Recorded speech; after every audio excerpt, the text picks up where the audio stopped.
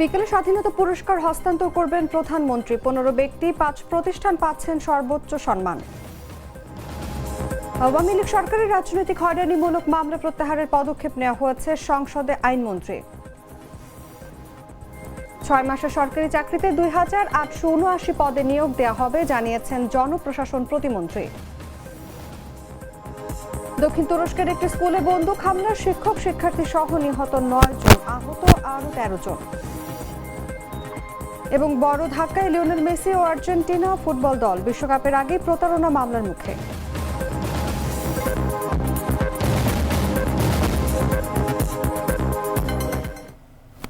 এতক্ষণ শুনছিলেন সংবাদ শিরোনাম। দর্শক আমন্ত্রণ দুপুর 1টার সংবাদে, সঙ্গে আছি আমি অনুভা বিশ্বাস।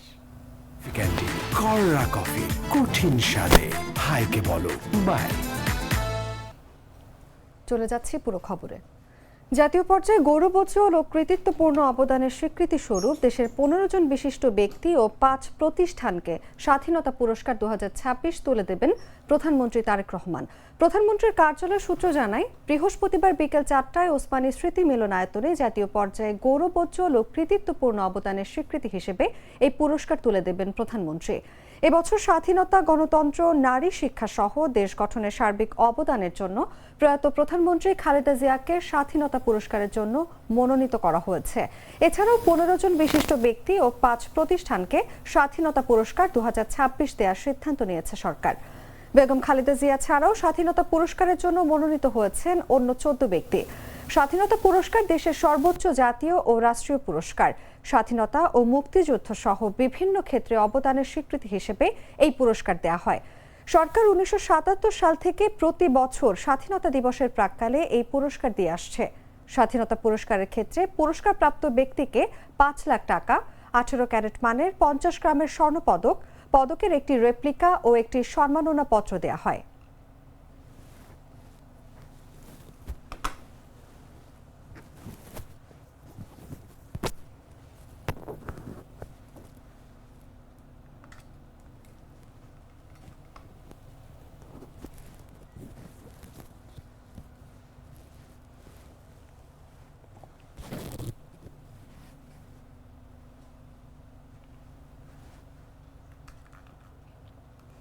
বিগত আওয়ামী লীগ সরকারের আমলে রাজনৈতিক উদ্দেশ্যে দায়ের করা হয়রানিমূলক মামলাগুলো প্রত্যাহারের বিষয়ে সরকার সম্পূর্ণ সচেতন এবং এই লক্ষ্যে কার্যকর পদক্ষেপ গ্রহণ করা হয়েছে বলে জানিয়েছেন আইন, বিচার ও সংসদ বিষয়ক মন্ত্রী মোহাম্মদ আসাদুজ্জামান।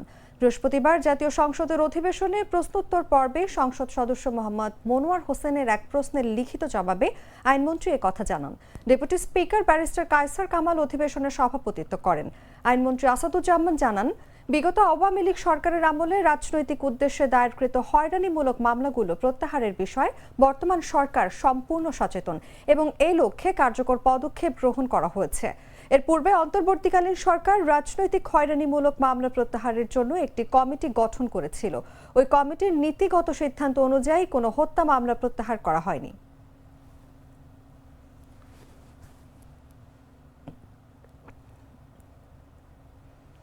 সরকারি চাকরিতে শূন্য পদ পূরণের জন্য এরই মধ্যে 6 মাস, 1 বছর ও 5 বছর মেয়াদে কর্মপরিকল্পনা প্রণয়ন করা হয়েছে বলে জানিয়েছেন জনপ্রশাসন প্রতিমন্ত্রী মোহাম্মদ আব্দুল বারী। তিনি বলেন, 6 মাসের মধ্যে জনপ্রশাসন মন্ত্রণালয়ের 2879টি, 1 বছরের মধ্যে 4459টি এবং 5 বছরের মধ্যে 3110টি শূন্য পদে নিয়োগ কার্যক্রম সম্পন্ন করা হবে। বৃহস্পতিবার সংসদে চট্টগ্রাম 13 আসনের সরকারি দলের সদস্য সরওয়ার জামাল নিজামের টেবিলে উপস্থাপিত তারকা চিহ্নিত এক প্রশ্নের জবাবে প্রতিমন্ত্রী এ তথ্য জানান। তিনি বলেন, কর্মপরিকল্পনায় বর্ণিত স্বচ্ছতা ও দ্রুততার সাথে 5 লাখ সরকারি কর্মচারীর নিয়োগ এর বিষয়ে অন্যান্য মন্ত্রণালয় বা বিভাগের নিয়োগের সর্বশেষ অবস্থা এবং শূন্য পদে নিয়োগের তথ্য প্রেরণের জন্য জনপ্রশাসন মন্ত্রণালয় থেকে চিঠি পাঠানো হয়েছে। জনপ্রশাসন প্রতিমন্ত্রী জানান, 2023 সালের 31 ডিসেম্বর পর্যন্ত সরকারি কর্মচারীদের জনবল সংক্রান্ত হালনাগাদ করা তথ্যের ভিত্তিতে সর্বশেষ প্রকাশিত স্ট্যাটিস্টিক্স অব পাবলিক সার্ভেন্টস 2024 অনুযায়ী সব মন্ত্রণালয় ও সরকারি অফিসগুলোর শূন্য পদের সংখ্যা 4,68,220টি। এর মধ্যে প্রথম গ্রেড থেকে নবম গ্রেডে 68,884টি, দশম গ্রেড থেকে 12তম গ্রেডে 1,29,166টি, 13তম গ্রেড থেকে 16তম গ্রেডে 46,799টি, 17তম গ্রেড থেকে 20তম গ্রেডে 1,15,235টি এবং অনারারি নির্দিষ্ট বেতনভুক্ত ও চুক্তিভিত্তিক যারা বিভিন্ন শ্রেণীতে অবস্থান করে এমন 8,136টি শূন্যপদ রয়েছে।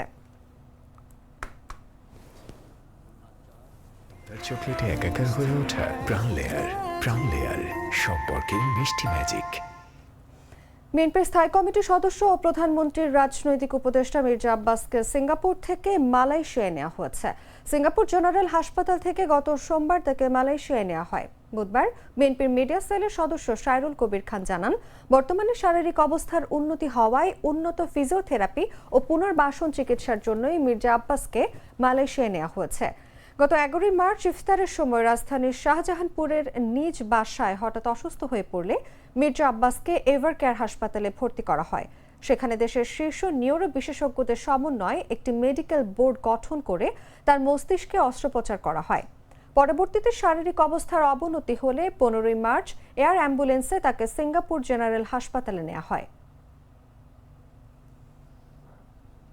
গ্লিটারের টুইন লেমন ও অ্যান্টিব্যাকটেরিয়াল ফর্মুলা বাসনকে চকচকে জীবাণুমুক্ত করে আমাদের দেয় গ্লিটার গ্যারান্টি। জানাবো আন্তর্জাতিক সংবাদ।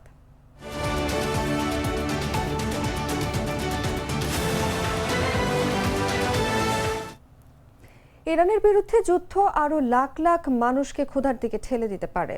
বিশ্বব্যাংকের প্রধান অর্থনীতিবিদ ইন্দরমিত গিল এমন সতর্ক বার্তা দিয়েছেন। তিনি বলেন, ইরানের বিরুদ্ধে যুক্তরাষ্ট্র এবং ইসরায়েলের যুদ্ধ এবং মধ্যপ্রাচ্যের সংঘাত আরও লাখ লাখ মানুষকে ক্ষুধার দিকে ঠেলে দিতে পারে। ওয়াশিংটন ডিসিতে আন্তর্জাতিক মুদ্রা তহবিল এবং বিশ্বব্যাংকের বসন্তকালীন বৈঠকের ফাঁকে বার্তা সংস্থা এএফপিকে দেয়া এক সাক্ষাৎকারে এসব কথা বলেন অর্থনীতিবিদ ইন্দরমিত গিল। তিনি বলেন, এরই মধ্যে প্রায় 30 কোটি মানুষ তীব্র খাদ্য নিরাপত্তাহীনতায় ভুগছে। এর ধারাবাহিকতায় প্রভাব বাড়ার সঙ্গে সঙ্গে এই সংখ্যা খুব দ্রুত প্রায় 20% বৃদ্ধি পাবে। ইন্দরমিত গিল বলেন, সবচেয়ে বেশি ঝুঁকিতে রয়েছে যুদ্ধরত বা ভঙ্গুর সরকার ব্যবস্থা সম্পন্ন দেশগুলোর মানুষ। তিনি আরো বলেন, যদি এই পরিস্থিতি দ্রুত সমাধান না হয় তবে ক্ষুধা ব্যাপকভাবে এই দেশগুলোকে তাড়া করতে শুরু করবে। তিনি আরো বলেন, এখন বাজারে যে খাদ্যশস্য পাওয়া যাচ্ছে তা এরই মধ্যে উৎপাদিত হয়েছে, কিন্তু এর প্রকৃত প্রভাব কয়েক মাসের মধ্যেই অনুভূত হতে পারে।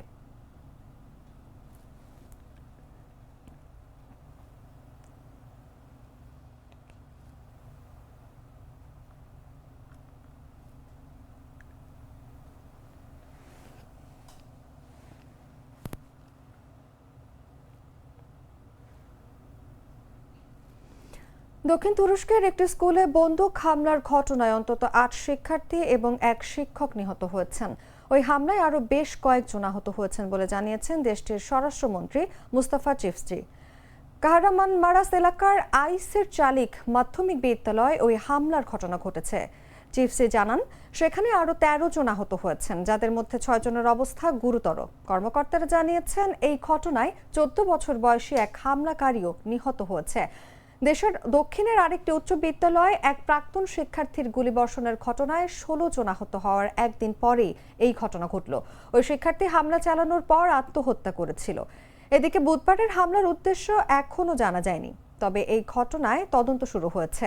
তুর্কি গণমাধ্যম জানিয়েছে, ধারণা করা হচ্ছে হামলাকারী একজন শিক্ষার্থী। সে 2টি শ্রেণীকক্ষে প্রবেশ করেছিল এবং তার কাছে 5টি বন্দুক ও 7টি ম্যাগাজিন ছিল।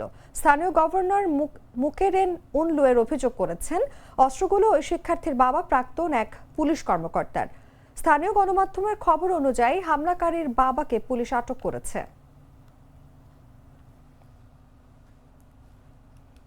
সংবাদ শেষ করব খেলার খবর জানিয়ে।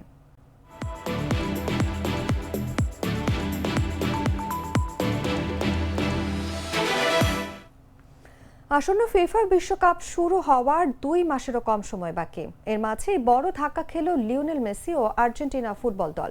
গত বছর ভেনেজুয়েলার বিপক্ষে একটি প্রীতি ম্যাচে মাঠে না নামায় ফ্লোরিডা ভিত্তিক একটি ইভেন্ট ম্যানেজমেন্ট কোম্পানি মেসি ও আর্জেন্টিনার বিরুদ্ধে করেছে প্রতারণা মামলা।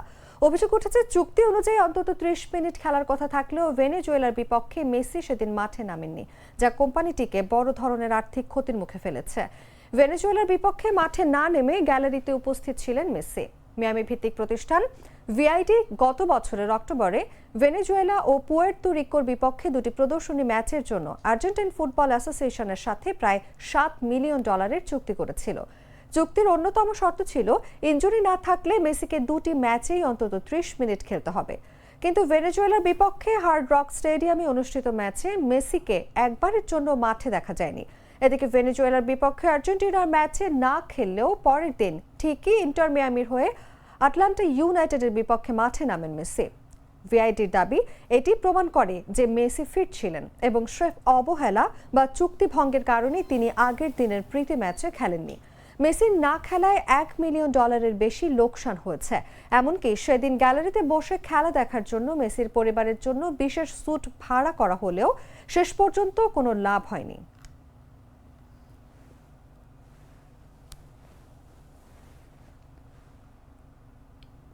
সংবাদ শেষ করার আগে শিরোনামগুলো জানিয়ে দিচ্ছি আরো একবার। বিকেলে স্বাধীনতা পুরস্কার হস্তান্তর করবেন প্রধানমন্ত্রী। 15 ব্যক্তি, 5 প্রতিষ্ঠান পাচ্ছেন সর্বোচ্চ সম্মান। আওয়ামী লীগ সরকারের রাজনৈতিক হয়রানিমূলক মামলা প্রত্যাহারের পদক্ষেপ নেওয়া হয়েছে, সংসদে আইনমন্ত্রী। 6 মাসে সরকারি চাকরিতে 2879 পদে নিয়োগ দেওয়া হবে, জানিয়েছেন জনপ্রশাসন প্রতিমন্ত্রী। দক্ষিণ তুরস্কের একটি স্কুলে বন্দুক হামলা, শিক্ষক শিক্ষার্থী সহ নিহত 9, আহত আরো 13 জন। এবং বড় ধাক্কায় লিওনেল মেসি ও আর্জেন্টিনা ফুটবল দল বিশ্বকাপের আগেই প্রতারণা মামলার মুখে।